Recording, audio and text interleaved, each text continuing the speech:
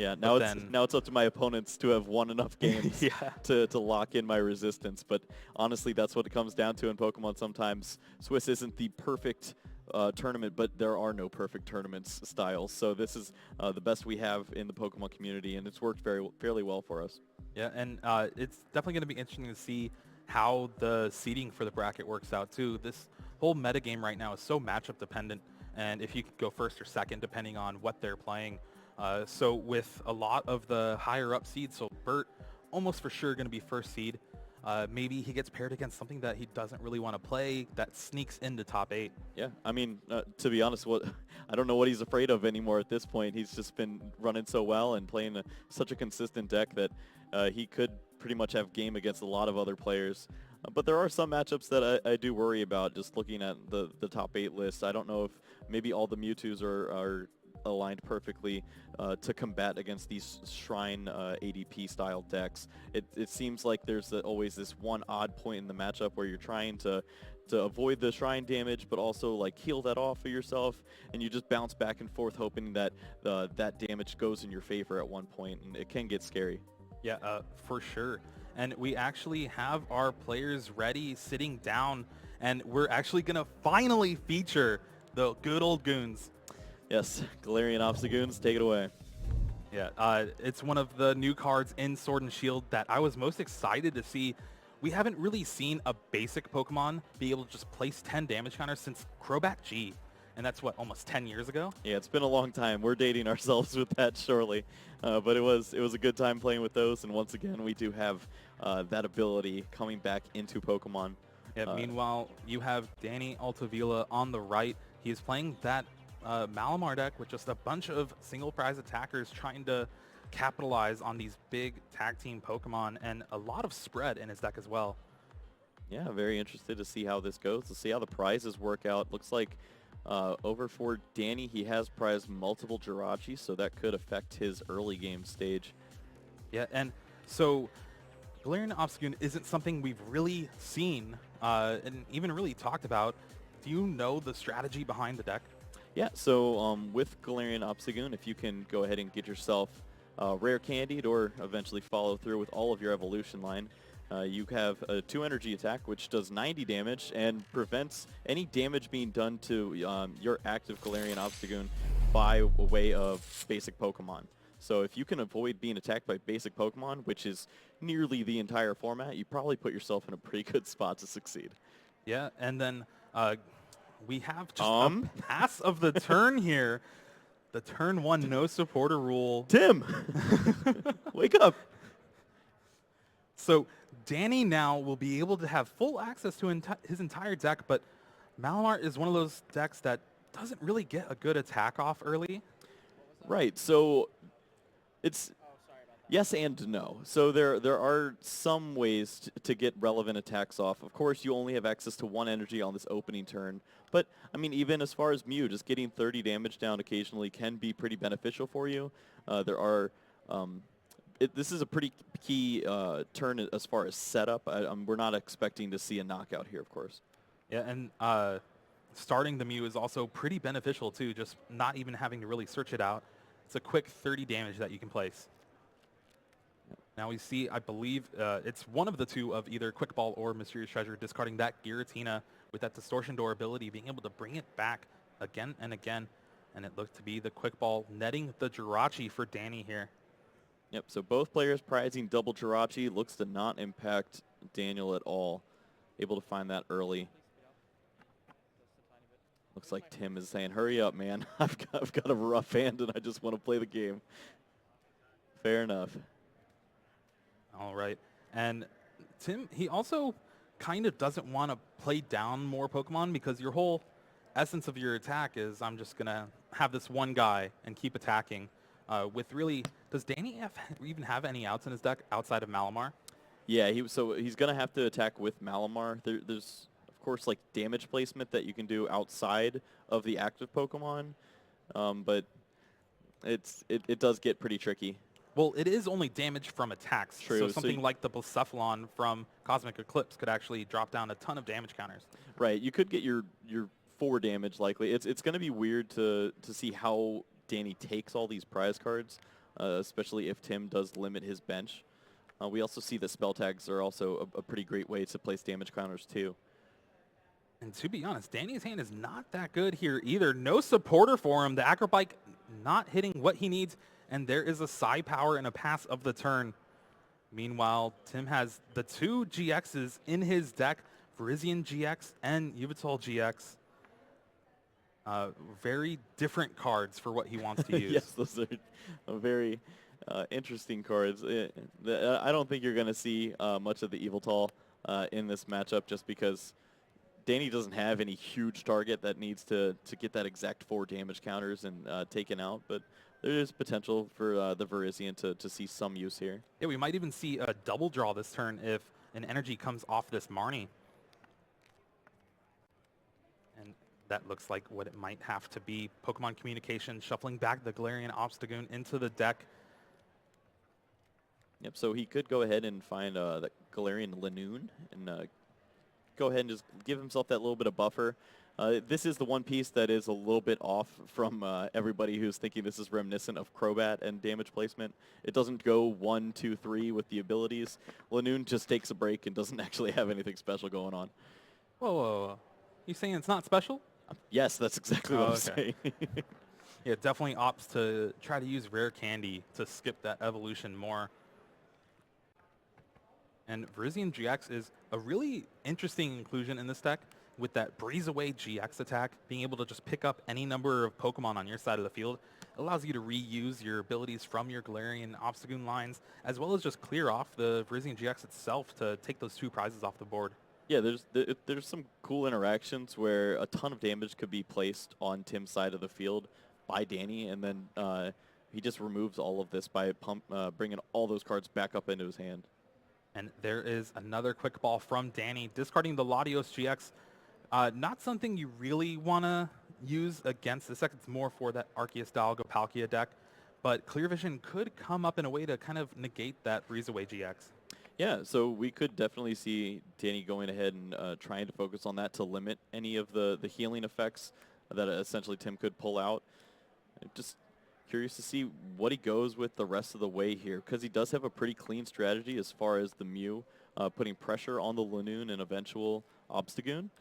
Yep, and he's kind of opting more to just get his setup. Unfortunately, he had the Mysterious Treasure in his hand, but the only other card was the Cynthia, so not able to get another Inkay in play. So very awkward only having one Inkay in play turn 2. Yeah, I mean, for what it is, Daniel doesn't do terribly too much damage on these opening turns as far as like big energy attacks. 3 energies on Giratina's going in aggressive isn't necessarily an answer in this kind of matchup. This is really an awkward dance that Danny's going to have to continue to do throughout the game in order to find the right knockouts and the right damage placement. Well, a second Inkay comes down onto the board for Danny here, and another Psi Power to put that Galarian Lanoon on 60 damage on the bench. We do see the Galarian Obstagoon in Tim's hand, and that means 3 damage counters will come down onto Danny's side of the field. Depends where he wants to put it, though. You can kind of put it on the Inkays to set up Malamars for future knockouts. Remember, that's the only real threat against Galarian Obstagoon. Right. He seems to be targeting the Jirachi here, which is pretty interesting. He wants to go ahead and limit any potential draws for Daniel. If Daniel can't draw out of this, if he's just stuck with an army of Mew and Inkays, then maybe you just don't have to worry about any Malamars coming out. Yeah, Marnie being a really disruptive card here in this matchup and hoping to just catch Danny off of not being able to set up. And looking at Danny's hand, that is not very good. I think it's Spell Tag, maybe a Switch, an Energy, and not much else. Yeah, it's getting to that odd part. He doesn't really know where to go with this. He could, of course, use that Switch and maybe use Jirachi trying to find a supporter, but this is where when Tim put that pressure on the Jirachi, it might start paying off for him. Yeah, and you see a little awkwardness here. Tim finally finds one of his 2 Jirachi left in the deck, thanks to 2 being prized, but no real way to get another Galarian Zigzagoon in play. Has the Evolution Incense in his hand, but that can only find the other 2 parts of the line. Yep, Evolution. Means we're probably not seeing our boy Ziggy. All right, and then a pass of the turn back to Danny. Depends what he draws, but he really needs something right here. Mysterious Treasure off the top is not bad. It allows him to play a little bit better. At least get a Malamar in play. Right, yeah. He needs to start getting something going. It looks like he does have the switch. I don't know if I saw a skateboard in hand, but that would also be beneficial too. Yeah, There is an skateboard in hand. So that should be pretty helpful. He can start to use this Jirachi more effectively. He's going to go ahead and thin out just a bit more, probably finding that Malamar that you were talking about. And maybe he does find that supporter that he's been looking for. Professor Research in this spot would be pretty great for him. Yeah, well, you have the... I love it. He's already he's staring at his Blacephalon, and he's starting to count. Yeah. So he has the Giratina in the discard with Distortion Door. Could bring it back, and maybe if another Malamar hits the board, you could see an attack to try to take out this Jirachi. Other than that, he might just stick with the Mew plan. There we see a Stellar Wish for Danny. Does he find the supporter that he needs? Oh, Acrobike. It's kind of like a supporter, right? It's a scary way to look for a supporter. No, this actually could be pretty important because Daniel having a strong turn here would be great. He could remove this Jirachi from the board, or he could continue to put a little more pressure on that Galarian Obstagoon. So if he just has to take this turn off, that'd be rough. And Malamar off that, though.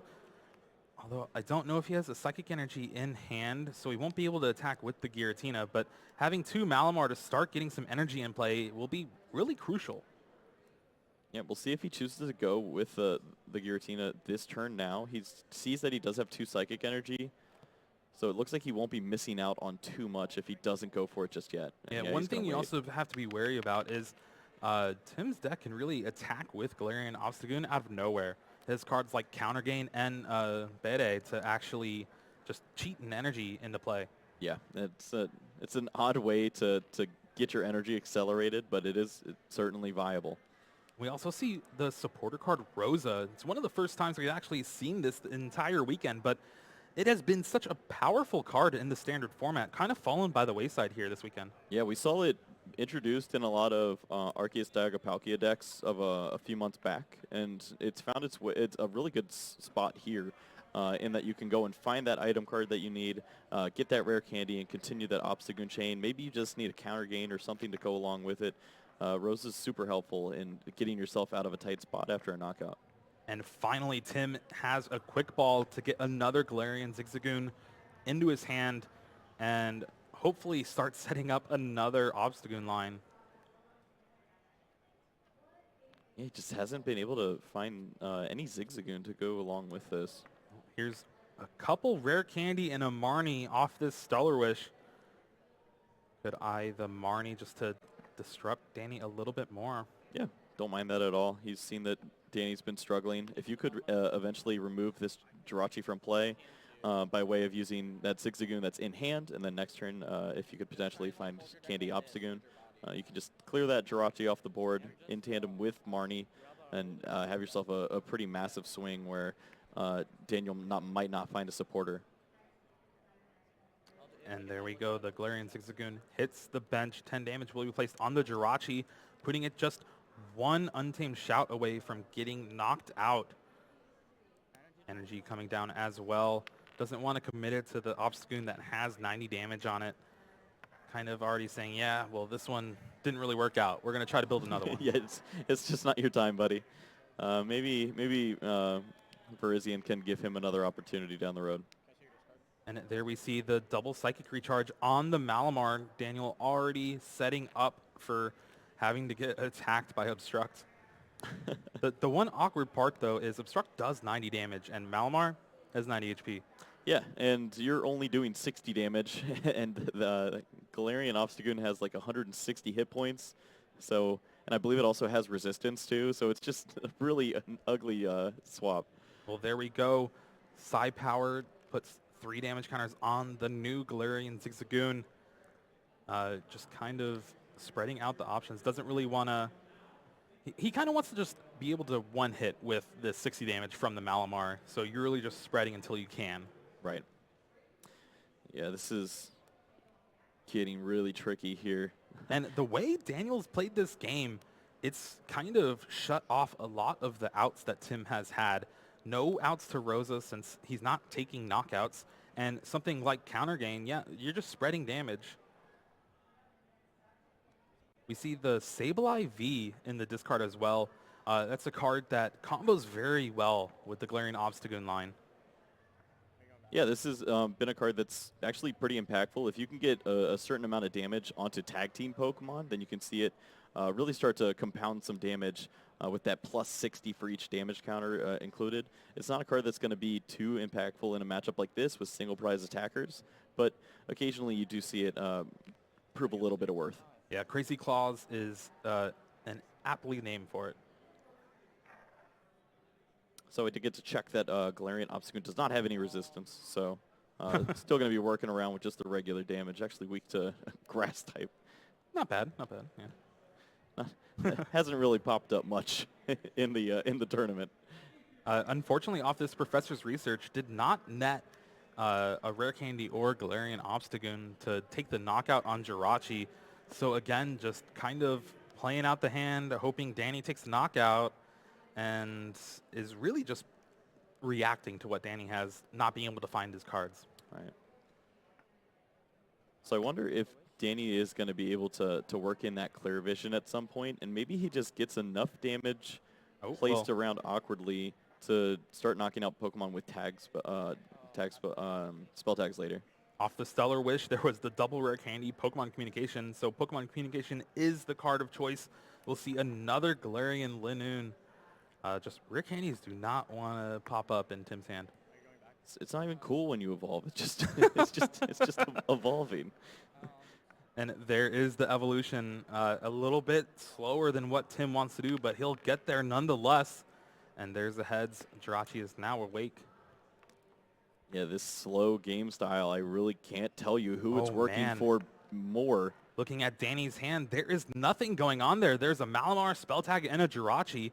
If he wants to choose to continue the side power plan, he can, but he's going to lose the Jirachi with the skateboard. He might want to retreat and Stellar Wish to try to find more action. Yeah, I think he almost wants to use the other Jirachi at this point, just because it's unlikely that he finds like supporter into switch, and he wants to keep the Jirachi with the escape board as much as possible.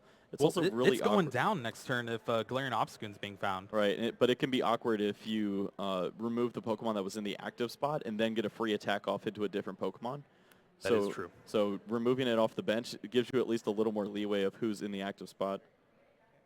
All right, and there is another Psy Power, and now it's up to Tim. Can he find a Galarian Obstagoon? There's the Evolution Incense and a Pokemon Communication, so finally Tim will be able to take a prize if he chooses to. Yeah, it looks like that's going to be the play there for him. Can go ahead and use that Incense, find the Obstagoon, and remove the Jirachi from play, although it's not nearly as beneficial as it once was. He liked when the Jirachi was going to be cleared and there was only one Jirachi available. Now he knows that Daniel does have that second one, but of course it doesn't have the escape board, so it's not going to be able to bounce around and find the supporters and continue play as easily as the other one would. And we see an escape board come down on Tim's Jirachi, now able to retreat to it. And it depends, will we see an attack here?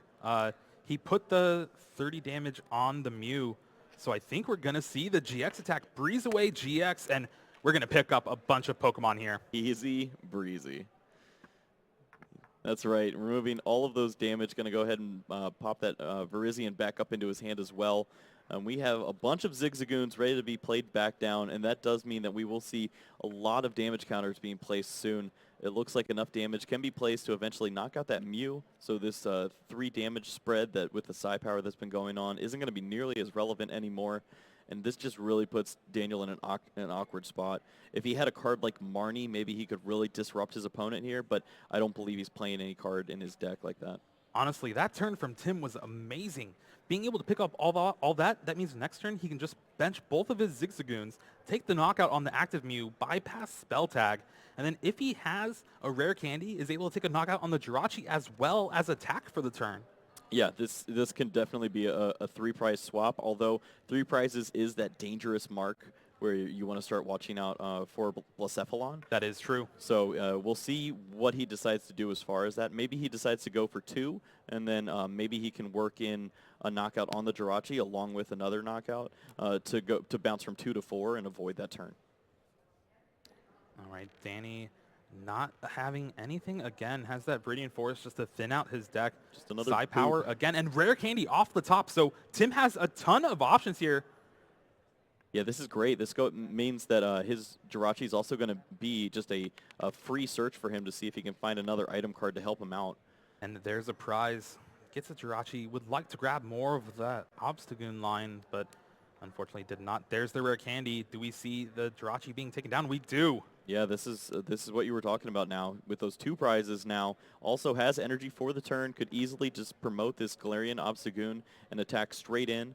Oh, no, this is awkward. So Malamar is the attacker for Daniel in this matchup outside of Blacephalon and Mew. He can't bring up the Jirachi because he doesn't have anything in his hand. Yeah, he needs to draw a supporter and get out of this, and he's just been stuck. This has been absolutely surgical by Tim. Another Rare Candy setting up for the next turn. The amount of damage you're able to place with Galarian Obstagoon in combination with Breezeway GX is just insane. And here we see the retreat, energy attachment for the turn, and obstruct 90 damage, prevent all damage done to this Pokemon by attacks from basic Pokemon. That means Danny is going to be put on a back foot here, only having a Psychic Energy and a Spell Tag in hand. Really going to need to have a lot of help from the top of his deck. Yeah, he actually did find pretty good card there. It looks like he has the Professor Research to help him out, but he's going to need to find a little bit more. He would love to find that Blacephalon so that he could get that impactful damage counters placed on the field, but he also needs to find a switching effect. Yeah, and it's a little bit awkward, though, too. 30 damage on the Galarian Obstagoon means there is 130 left. Blacephalon's max damage output is at 12 damage counters. Granted, you can place them anywhere, but you kind of want to take care of the guy that's going to be attacking you. Yeah, that guy is the scariest for sure. Maybe in tandem with Spell Tag, you could threaten to place enough damage counters, but then take him out with you if you're to be knocked out on the following turn. Danny finally has stuff to do, but is it going to be a little too late here? Tim pushing the advantage very hard thanks to that Breezeway GX. Zigzagoons do have 70 hit points, so there is potential for maybe a Giratina to be placed, Distortion Door, and then double knockout on 2 Zigzagoons. Get yourself a few prizes, but you're not really dealing with the main threat. Yeah, and unfortunately, before that Professor's Research, Danny actually attached the Spell Tag, not wanting to discard it, but that's one thing you kind of want to find when you're attacking with Blacephalon. Right. It's also weak to dark. Yeah, well, a lot of this deck either has 90 or less hit points or is weak to dark. Well, speaking of Spell Tag, the Stellar Wish from Jirachi does find it. Now it depends, does Danny have the energy as well as a way to get out of the active? It does look like he has the switch. Yeah, he has switch and he has energy in hand, I believe. He also has that Viridian Forest, so certainly could find many ways to work around this. All right. Daniel is not out of it here. The 3 prize turn from Tim really just puts Blacephalon at a huge advantage. In combination with the Spell Tag, it could be the comeback Danny needs. Yeah, I'm curious if he thinks that the Zigzagoons are the threat here so that he doesn't have to deal with multiple Obstagoon, or if he really wants to just take down this one and hopefully put Tim on a bad hand eventually. Yeah, unfortunately, Giratina does not place damage counters on the active, or else you would love to see that right here. Yeah. This is where we're going to get to see what his plan is just yet. He knows there's a ton waiting for him, so going to go ahead and place both those damage counters with Distortion on double Zigzagoon. It is awkward, though, because Blacephalon is one of the few ways to actually get around Obstruct from Galarian Obstagoon. But there we go. Daniel does decide to Fireworks Bomb and take 2 prizes off Galarian Zigzagoons. Yeah, I think this is the right call, but maybe it's just a little too late. It seems correct because you know that your opponent has so many cards. Honestly, he was going to have a combination of 4 Linoon or Obstagoon at the end of this turn, most likely, just because of how stacked his hand is and the combination with Rosa. Yeah, and there we see Rosa being able to search for a Pokemon, a trainer, and an energy if one of your Pokemon was knocked out during your opponent's turn. Really great card in this deck. That's a Yveltal GX, a Rare Candy, and a Dark Energy. Yveltal is kind of just a moot point. You already used your GX attack for the game. Yep. There we see the Rare Candy. Galarian Obstagoon puts 30 damage on the Jirachi on the bench. Just one more Obstagoon away from being knocked out yet again. Tim has had a great strategy as far as damage placement and trying to find ways to steal some extra prize cards, and he's been continually focusing on that Jirachi, and it's worked out well for him. And there we go. Obstruct taking the knockout thanks to the weakness, and Tim now down to 2 prize cards, but does trigger the spell tag. Yeah, so we are going to see the damage being placed on that benched Galarian Obstagoon. And now it's up to Daniel to see if he can get enough damage put together. Yeah, we see him not even choose to bring up the Jirachi. Really is just kind of trying to find a way out of this situation. And there we see an energy on the active Inkay. We might possibly see a sleep flip from Hypnosis. And there we go. Galarian Obstagoon does not prevent effects of attacks. So here you go. You look a little tired, man. But it wakes up. Not tired enough. Yep, that was a big attempt by Daniel to try to work his way back into this game. If he did finally shut down Galarian Obstagoon and there were no switching effects coming into play, then we could have seen a huge turn, but not so. There we see the debut of Bidet. And it attaches an energy from your hand to one of your bench Pokemon. And with the Mew on the bench, it actually locks up the game here. Yeah. You take the knockout on the active Inkay. Spell tag places some damage. You don't really care. But Esper's not an out for some bench damage to kind of disrupt your setup. And then you could just Psy Power, take the knockout on Jirachi for your last prize. Yeah, he's got this lined up for himself. Unless there's a triple Giratina play in a deck that I don't think plays much of it. It looks like he's lining up for Esper. Maybe there is some line there for himself. Maybe Catterday? Yeah. Just draw. Was it draw some cards or something? Draw one card, it's now asleep. Yeah, but that Mew is found perfectly at the right time. And yeah, like you said, the Giratina already in play. I think there's one more in the discard, but he would need to discard the one in play to get the Distortion Door to knock out the Mew. Yeah. Right. Curious to see Lana's Fishing Rod, I believe? Yeah, Lana's is taking a peek. Doesn't go to the hand.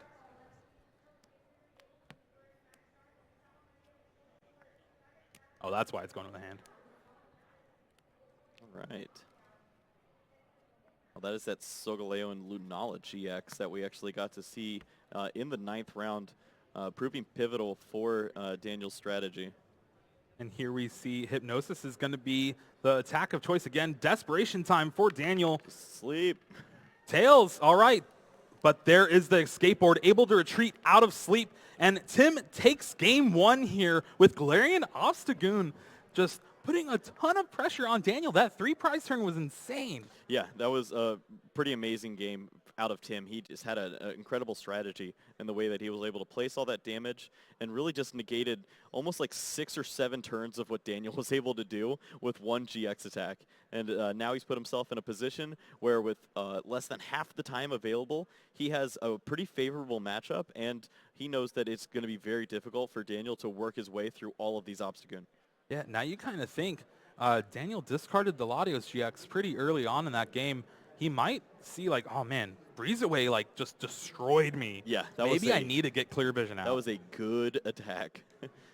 For something that's as silly as I'm just going to pick up all of my stuff, that doesn't seem like it's going to work very much for you. And it seems like it's almost a negative effect for some decks. But for Tim, that works out flawlessly. Yeah, it's essentially just free scoop ups across the board and being able to reuse your abilities to place damage counters everywhere. It's a really good 1-2 punch. All right, so with limited time left in the round, the 14th round of our tournament, both these players fighting for that last potential spot in the top 8 as far as where their standings have them aligned. Both these players now 20 minutes or so to go along with this and see if they can lock up 1 or potentially 2 more games. It's looking like possibly a Mew start from Tim here. Yeah, Mew was pretty helpful for Daniel, and now we get to see it over on Tim's side, see if it can do a little work for him now. We see the Blacephalon in the middle of the prizes for Daniel there. It's a big card in this matchup, and if he's not able to take these early prizes, I don't know if he'll ever be able to get to it. Yep. Daniel's in turbo mode. Definitely thinking about this play, though. Already played Viridian Forest and discarded a Psychic Energy, but now does he want to play this Mysterious Treasure to find something else yet again? Now that is the wrong Inkay. It's definitely the Psychic one. Yeah, no, he's so he was. It looked like he was potentially thinking of like, do I need the energy to be attached this turn to somebody, or can I just go ahead and discard it? And it looks like if he takes this aggressive route and just throws away the energies, maybe he can put himself in a position where he can get a relevant like turn 2 Giratina attack. So can go ahead and do this now. Get the Mew and continue on with that strategy that he had earlier of just placing damage, and maybe he can work in some combinations with Distortion Door to help himself out. But there we see a pass of the turn, not even choosing to bench the Mew, and it is now Tim's turn to see what he can pull off. Quick Ball to start him off. Yep, for Tim, I'm expecting a slow and methodical approach. Honestly, just wants to get those Zigzagoons into play so that eventually he can find those high hit point Pokemon of his. And just one Rosa, honestly, should be able to keep him in a spot where he can make this a nice long game. And that's what we kind of saw game one. He kind of took a while to get his cards out because he didn't have access to Rosa, because Danny was just putting some chip damage everywhere. Yeah, and it was cute and it almost worked, but Virizion just stood in the way of any of that. All right, Headbutt Tantrum, placing 10 damage counters on the shiny Inkay there. Oh, yeah. I remember when Daniel went and got all of those cards. And he's like, I'm never going to play Malamar anyways. Why am I getting these? Sure enough, here he is.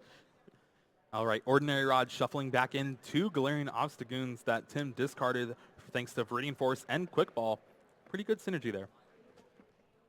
Yeah, this is working out pretty well. Tim gets to conserve some resources and continue pushing through. Wow, also has a Professor's Research, just discarding a Rosa to draw 7 brand new cards here. And he...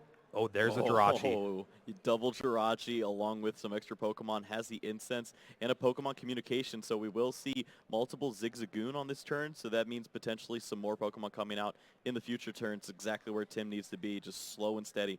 Yeah, awkwardly, if he found another Galarian Zigzagoon, he could have taken the knockout with Psy Power on the Inkay on the bench. Yeah, he's actually getting fairly close to that mark. We could even see the Jirachi start to help set that up if he chooses to go even slower now. It could lead into that 10 damage and then maybe the Rare Candy Obstagoon knockout. And there we go, Psy Power. Going to spread out the damage a little bit. This is smart, though, especially because you're most likely going to expect them to evolve into Malamar next turn. Yeah, so if you're going to pick one, you either get to choose the active 2, which is awkward, or the bench who needs it more, and that's with 3. Quick Ball from Danny, discarding the Lana's Fishing Rod. Not something you really need at this moment. Yeah, we are concerned about resources. Got to go fast. And gets the Giratina, discards the Giratina for Viridian Force, places the Mew down, Spell Tag, and then Cynthia drops his entire deck everywhere.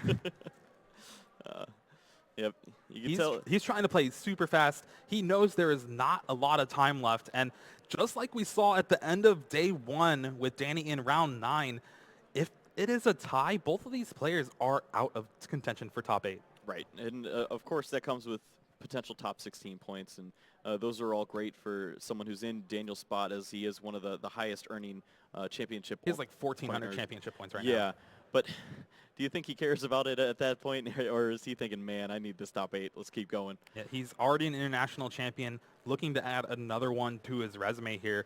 Meanwhile, Tim Bartels, first-year master, first international championship in the Masters division, and he is looking pretty sweet right now with a very unique deck.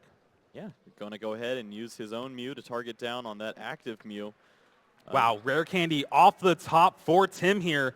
Finally seeing those Rare Candy early, and we're going to see an Obstagoon come down, possibly even another one, but opts for the Galarian Linoon. Yeah, he's going to go ahead and get that Linoon and that Galarian Obstagoon with the rare candy. We could even see if he draws a prize here, then he potentially could find himself another great way to draw some. But it looks like just the way the damage is placed, he's going to get that prize off his attack. Yeah, also saves the Mew a little bit for next turn, forcing Danny to actually try to attack and take the knockout, and then that will trigger something like Rosa.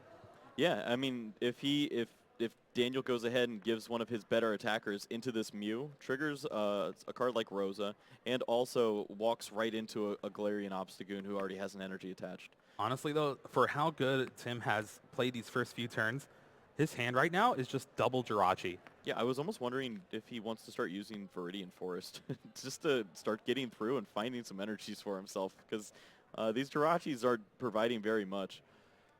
And there's the Viridian Forest from Daniel himself, discarding a Jirachi for the Psychic Energy. But man, what does he have? He does have access to Psychic Recharge, so could possibly get a knockout with, yes, the Mimikyu here, using Copycat to copy Psy Power.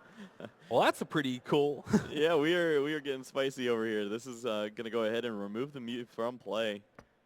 Does not find the Blacephalon from the prizes, though. Well, that's actually one of the worst draws in his deck. He found a Dark Energy, which he was already going to get for free. Oh, man. Would have loved to seen a card, any supporter like a Rosa or something like that to help him out. If he could have drawn multiple cards and kept on pushing. But here we go. And second energy means Obstruct is now online from Galarian Obstagoon. And it is looking to bully this Mimikyu into submission.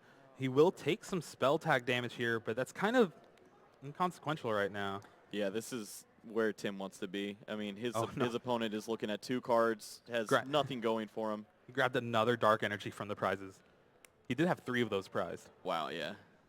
Okay, so we do see the Jirachi. That means that Daniel could maybe find himself a supporter here. Yeah, but retreating to it means most likely you're not even attacking this turn. Did he miss? Oh, Acrobike. Looks like Acrobike. Oh, yeah, no, he's going to go with the switch here, it looks like. Yeah, switch and try to hit Gnosis yet again. Yep, that's been his go-to play here. Unfortunately, it's one of the very few things that can really obstruct. That's a mouthful. Indeed it is. All right. Sleep. Big flip here. Heads for Tim. He'll be able to continue the onslaught here. Granted, he's not drawing anything off the top of his deck, but so far, this single Galarian Obstagoon is being able to put in a ton of work.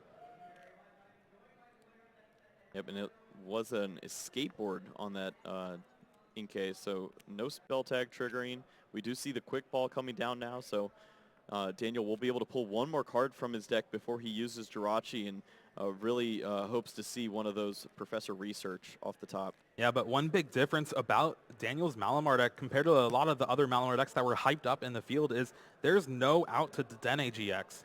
So that quick ball was really just thinning out. But wow, Professor's Research off the Stellar Wish here.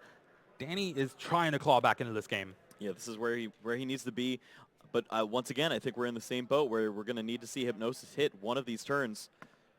Yeah, this is where Danny actually would have the perfect opportunity for Blacephalon. But with it being in the prizes, that is a no-go. Yeah, this is like right where Danny scoops it up.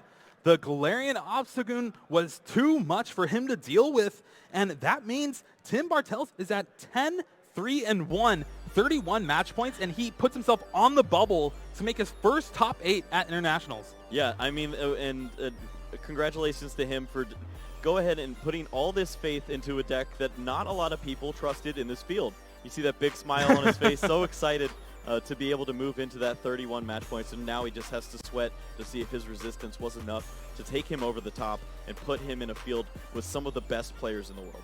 Yeah, if you want to see Tim in top 8, make sure you send your energy on social media, #PlayPokemon. He needs everything you can get. He really needs that top 8. I want to